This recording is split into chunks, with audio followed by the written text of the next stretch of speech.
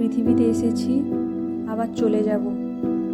মাঝখানে যে কটা দিন বাঁচব, এই যে ক্ষুদ্র জীবনে, তা কজন আমরা নিজেকে ভালোবেসে বাঁচি?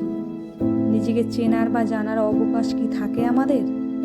রাষ্ট্র, সমাজ, পরিবার আমাদের সেই অবকাশ দেয় না। আমাদের বোধের আবির্ভাবের অনেক আগেই আমরা জেনে না জেনে বাধা পড়ে যাই কত কিছুর সঙ্গে। প্রথাগত শিক্ষার বাইরে গিয়ে ভাবা, জ্ঞান অর্জন করা, আর তারপর নিজেকে পরিণত করে নিজের মতো বাঁচার জন্য যে সময়ের প্রয়োজন, তা আমরা কজনই বা পাই?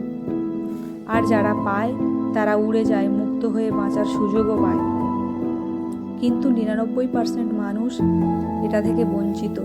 আমাদের মহান দার্শনিকেরা যে জ্ঞানের আলো আমাদের দিয়ে গেছে, তার সন্ধান আমাদের খুব কম জনের কাছেই পৌঁছয়।